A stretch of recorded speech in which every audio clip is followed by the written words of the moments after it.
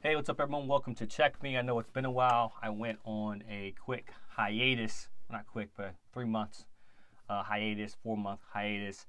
I pretty much got so infatuated with design of football, I started paying more attention to the X's and O's. From a perspective of looking at the All 22 as opposed to solely only looking at what's going on from the sight of me just watching the game like a fan.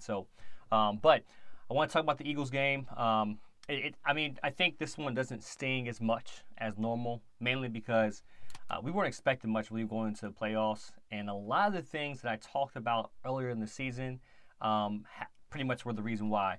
Let's kind of get started with the main things that I think. I'll start with the most important things of how we got to this point where we're losing in the first round of the playoffs to pretty much in the beginning of the season.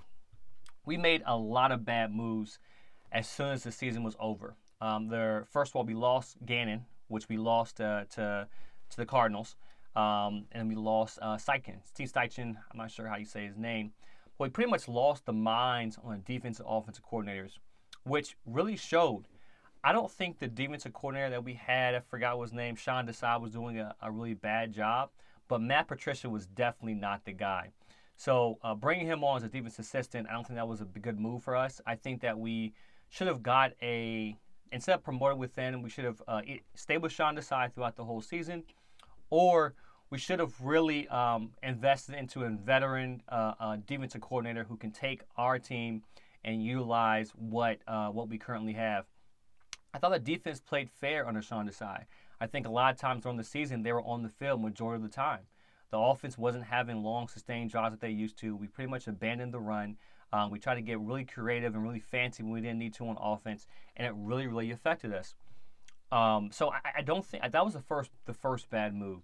The second bad move was promoting what's his name what's our offensive coordinator, promoting him as the offensive coordinator. Let's say what's his name? I know his name. Brian Johnson. Brian Johnson. I didn't have to look it up, but Brian Johnson. He was a quarterback coach. He had a relationship with Jalen Hurts. But what we saw throughout the season wasn't just a play calling that affected us, but the development of Jalen Hurts from year one to year two. But year over year, week over week, we did not see Jalen Hurts get better, and that's a concern. As a quarterback, and they're pouring into you as a franchise quarterback, you want to get better. And I do think it's partially Jalen Hurts' fault. I do think it's Brian Johnson's fault. What we saw the first couple of weeks is Jalen Hurts just throwing the ball to A.J. Brown because he complained.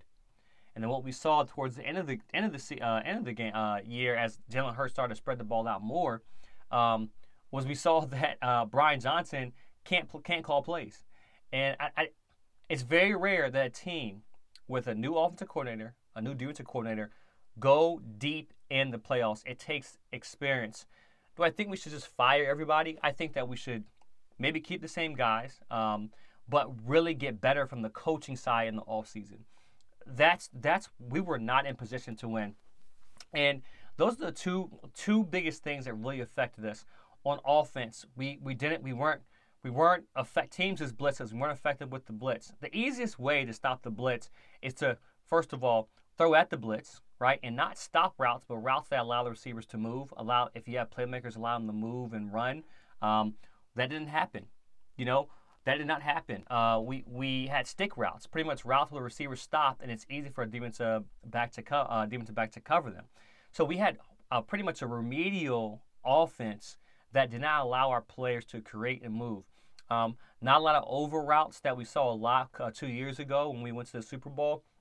We saw a lot of routes that were designed to stall out, and a lot of that should have been incorporated throughout the whole season. We also saw Jalen Hurts, throw the ball at A.J. Brown and miss other guys. I don't know if he's being. I think that Jalen Hurts may be being told what to do. Typically, a quarterback who really has say in the offense, who's really kind of in a collaborative mindset with the offensive coordinator, the minds on offense. He's looking at the tablets and he's adding suggestions. He's looking at the pictures, looking at the tablet and saying, "Hey, we can do this better here. We can do this better here." But a lot of times he just kind of went to the bench and sat down and made that face. Some of the best quarterbacks in the league, what they did was they take those tablets and they just dissect them during the game. Jalen Hurts didn't do that. But aside from that, the offensive coordinator and defensive coordinator were the biggest thing. I think our defense was playing well. They're just on the field a lot. Our offense was struggled throughout the whole year. And we demoted Sean Desai and Matt Patricia, who has I'm not sure what's going on with Matt Patricia, but Matt Patricia, he was not the guy to be our defensive coordinator. We saw what happened to him in Detroit. We saw what, I mean, literally, when he and New England defensive coordinator, he did well, but that was pretty much Belichick's mind. And then when he was a head coach of the Detroit Lions, he was awful. He was awful. And his career as a head coach, he was 13-29. He was a special advisor for the Patriots, who didn't do well in 2021. 2022 didn't do well, and then he came over to our team as a senior defense assistant. He was awful, and then now he ran the offense, ran the defense, and it was abysmal. I mean, this guy went 6-10, 3-12, 4-7. 3-12-1. I give him the tie, and then we bring him over as a defensive mind. I think that's awful. We should have never demoted Sean Desai. And ever since, we literally went 1-6, 1-5 with Matt Patricia as our defensive coordinator. Matt Patricia, play this. We were doing well running combo zone. We were doing well. What was happening, we weren't getting pressure up front. We weren't creating turnovers like we typically used to in the back end of the season, and that really hurt us. Creating turnovers comes from a elaborate defense, and Rich Gannon had that. Rich Gannon knew what to do when they played us. Just blitz Hurts. You know what I'm saying? Because Hurts doesn't have a mind that Jalen Hurts doesn't have the mind to what's it called? What's the word called? And I'm gonna feel dumb when I say this, but Jalen Hurts doesn't have the mind to create on the go, to improvise in those situations from a quarterback standpoint. And much to his support, this is the new offense, new coordinator for him. Not new offense, but a somewhat new offense and new coordinator for him. This is what he's dealt with throughout this whole year. So do you run in and bring in somebody new and say, hey, look, put Jalen Hurts in a new offense and then look at him? I think you bring somebody in that can develop him. I do think you change the offense. The offense that we have should be more like Baltimore, where we're really looking at whoever's open, make a play. And we can't have egos. And Devontae Smith has done great with not having an ego, but being, exceptional when we need him to be and when we don't need him to be. So the offense, the defense that we have, first of all, with Matt Patricia, didn't need to be changed. We don't. During the time we were out, we were running zero man, man free, one man. We were running blitz with man. Our guys are not in position to do that, especially when we have one solid cover corner and Bradbury and Slay. And Bradbury and Slay, sometimes he gets beat. So we by design of Matt Patricia, we were going to fail. Matt Patricia, he did not put the guys in position to win. You have Eli Ricks and Keely Ringo playing man coverage throughout the whole game. We saw what happened with Forbes in Washington, right? So what worked in New England didn't work here. But the big thing was we were not getting pressure with the front four. We were getting way too fancy with rotating guys, way too fancy with not stopping the run. And once teams kind of figured out our MO, like they pretty much took Washington's script and said, hey, what is Washington doing that does well against us? And teams just replicated it on offense. And, when that happened, when the defense is on the field so much, we couldn't do anything. So that was a bad decision throughout the whole season. And then also we brought over Julio Jones and didn't utilize him. On offense, I think that was the main problem. We didn't have the offensive mind. Brian Johnson has to realize the screen game, stop running screens so much. We don't need to utilize screens, right? Let's get our short pass. And I would like to see Jalen Hurts under center more than in the shotgun.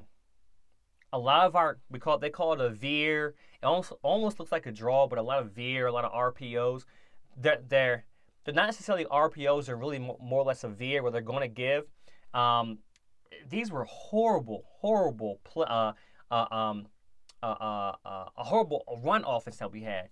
With our offensive line, which we lose Kelsey and may lose Lane as well too. We still have some guys, Malata. We have Jurgens. We have what's the guy from Alabama. We still have a good nucleus of offensive line where we can still run the ball solid. But let's run some power. Let's run ISO. You know what I'm saying? Let's run the ball between the tackles, between the guards, and then just run over people. With Swift and Gameble's a downhill runner. Now you're telling him to run the ball and the defense is already 2 yards in the field, in the backfield.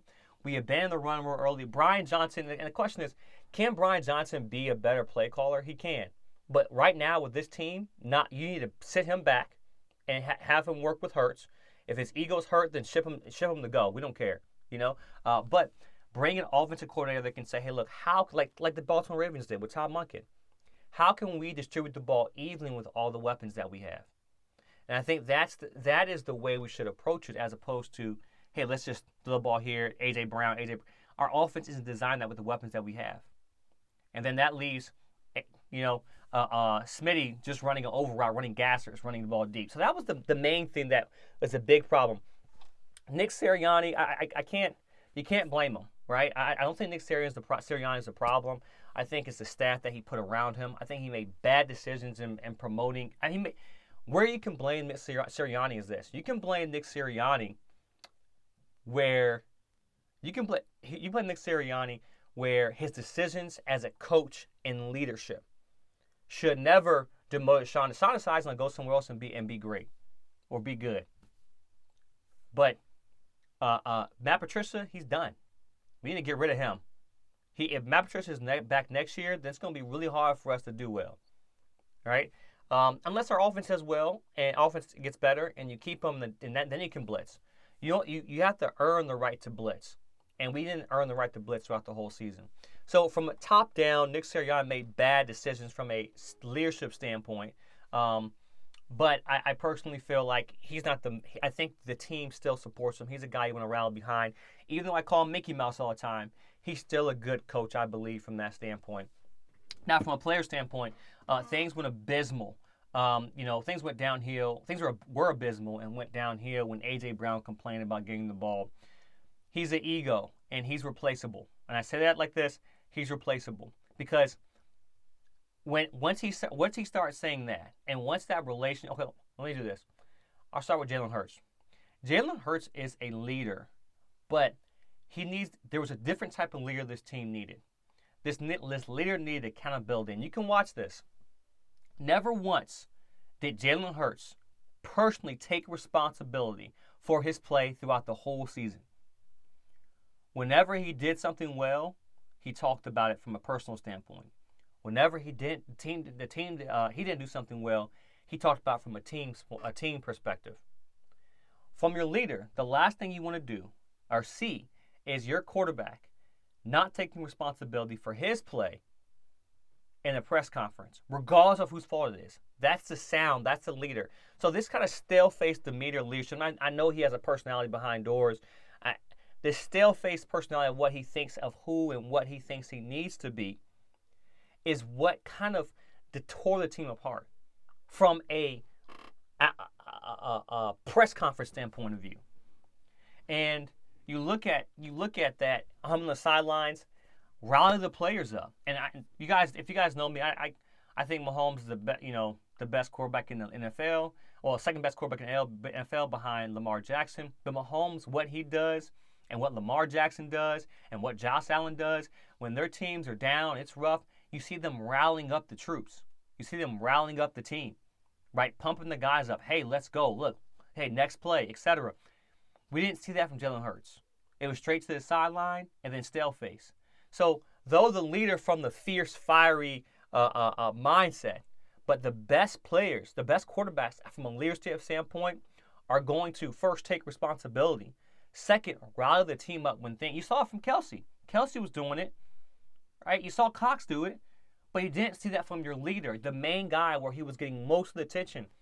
Jalen Hurts, the attention got to him, and it got to the Philly fans as a whole. If you watch my previous videos, you'll see I talked about this. I spoke about this, right? This is what's happening. Jalen Hurts was not the leader. He's a leader, but he was not the leader the team needed at the time.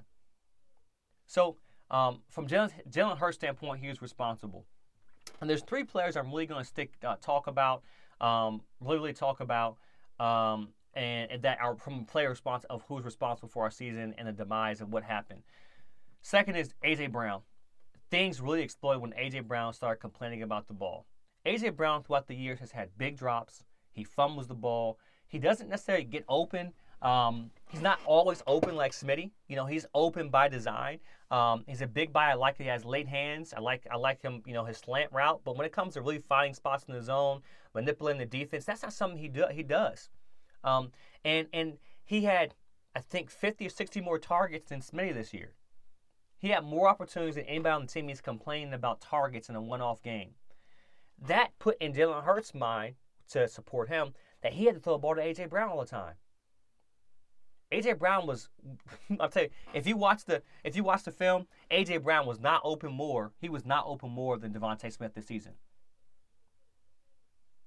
But we force-fed A.J. Brown the ball.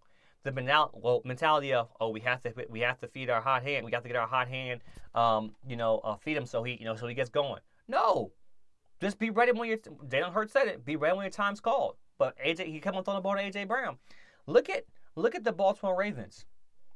You got Rashad Bateman, you got Odell Beckham, you got Zay Flowers, you got Isaiah Likely, and you have Mark Andrews, right? Lamar Jackson he's not saying, I need to throw the ball to get Zay going. No, he's saying whoever's open is going to get the ball.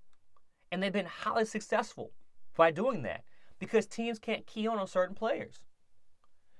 Teams didn't even have to key in on A.J. Brown. He was getting locked down sometimes in man coverage. But he's still throwing the ball. We got so fascinated by A.J. Brown coming over in his past 2 seasons. I don't think he's worth the contract. If A.J. Brown wants to go, I don't know if these rumors are true or not, but if he wants to go, let's take him, trade him for a draft pick, trade him for a draft pick, trade him for another guy that can complement Smitty. But I don't see or draft a guy. I don't see the worth in A.J. Brown for what he's done. He dismantled the team, and that's when the murmurs and rumors started happening. Now, the third player I want to talk about is Boogerberry. James Bradberry. You got to think, James Bradberry, the investment wasn't worth the ROI with Bradberry. And though he may be good sometimes in zone coverage, a smart player, he is a liability when it comes to us playing man. And I don't know why it took Matt Patricia never saw this. James Brad, 92 yards against Seattle. We knew he was French toast, but he should not have been an All-Pro last year. Slay should have been an All-Pro last year. And Slay didn't say anything really to Bradberry, but I hate to say it, Deebo Samuel. We already knew Bradberry was trash, but Deebo Samuel was right. Right? Bradberry consistently was a liability. Teams are probably going in and saying, hey, look, if Bradberry's on you man coverage, we're throwing the ball to you. James Bradberry couldn't guard a tree stump. And that's the sad part about it. He could not guard a tree stump. I'm sorry. We saw this. There's a reason why the Giants didn't pay him. There's a reason why. We knew this about James Bradberry. Yet we still put him in positions to fail. And at some point, he's got to step up. Like, at some point, you got to trust your technique. James Bradberry we were getting beat. I mean, left and right with James Bradberry. He was a liability. We should never. Why are we discussing Slay's contract and pay Bradberry? Because he was an All-Pro. Let Bradberry walk. Let Bradberry walk. But that's what happened. If you watch my previous videos, I talked about it. Right? While you guys were talking, saying I was crazy, I talked about this all season. There was not one time this season I didn't talk about, hey, we did well. When we were 10-1, it was us crawling. It wasn't a definitive 10-1. We fought for every game. It wasn't decisive. We weren't blowing teams out. I go on to say that because for this particular reason. I think next year or next season, it's looking up, right? I think that next season, what we focus on is keeping Swift. Keep it, we're going to lose some players. There's some players that feel like there's time to do. Gainwell, I think he's a good guy that, we should keep on a roster, but he's a down. Gainwell's going to go to somebody else's team and do well. We had to re-sign Devontae Smith. Devontae Smith played lights out this year. He was a dog. He played with heart, and he was always open. I tell people all the time, if you watch our previous videos, Devontae Smith is wide receiver 1. He's WR1. I'm telling you that. I'm telling you, you saw what he did in the playoff game. You see what he does week in, week out. He's wide receiver 1. He's doing more with less. So keep Smitty. Keep Slay on a futures contract, because if you think that some of these young guys, Keely Ringo and Elias Ricks, can play, hey, move him to the slot. Avonte Maddox can't stay healthy, right? Let's try to keep Kevin Byard. Let's try to keep Darius Leonard. Let's try to keep the nucleus of our defense, because our defense is solid. Cox is going to retire most likely, right? But that's fine. We got Jordan Davis. We got Jalen Carter. Brandon Graham. We can replace these guys to the point where we're not missing too much. So you have a good nucleus of players. A good nucleus. Landon Dickerson is the guy's name on offense. I missed that earlier. But you have a good nucleus of players. Get somebody around Jalen Hurts that can help him develop, because he's not developing from week 1 to week 2 to week 3 to week 4. He's not. And that's a huge problem. He's not necessarily developing. When you give him 2 years under offense, look what he did. So this Bucs game, though, I wasn't expecting much. It's really sad, though, and I say this from this perspective. It's really sad. I wouldn't be surprised if Houston goes out and does this against the Ravens. Against black quarterbacks, if you blitz them, they typically don't do well. The Dolphins did to Lamar Jackson a couple years ago, but Lamar Jackson's an anomaly. He figured it out. Cam Newton's one of those guys that figured it out, right? But they just blitzed Jalen Hurts and made him think. Jalen Hurts has to step up in the pocket instead of going out in the pocket. Let's beef up our – because Jason Kelsey's gone. That's fine. We're going to move Landon Dickerson over or Cam Jurgens over, right, depending on who gets it. And then we have Mailata, right? So we still have a nucleus of good players and that can come back next year and be successful. Quiz has got to go. You're a vertical threat. We need you to catch the ball as a vertical threat. You got to go. I said we keep Julio. I like a big slot guy, right? Move Julio around. He did great finding spots in the zone. Keep Smitty. If we can keep AJ and hit his ego, like it's the risk. Is the risk worth it with AJ if he's not getting targets? So let's trade AJ. Keep Julio. Keep Smitty. Let's bring another receiver 1-2 guy in for AJ Brown, right? And just keep the nucleus of players there in the offense in the system, and then go from there. But hey, look, I just want to say, look, it was a great season, a good season. The team fought hard, played hard. It's going to be sad to see Kelsey go. A true warrior, first ballot Hall of Famer, ultimately the best center that ever played the game. Lane Johnson, I'm sure he might go. He may say, that this is it for him. It's going to be a long off season for us. We got what we deserved this year, but I'm proud of the boys. I'm hard on the boys, but I'm proud of the boys. That's why I root for them. But yeah, hey, look, Philadelphia, I'm signing off.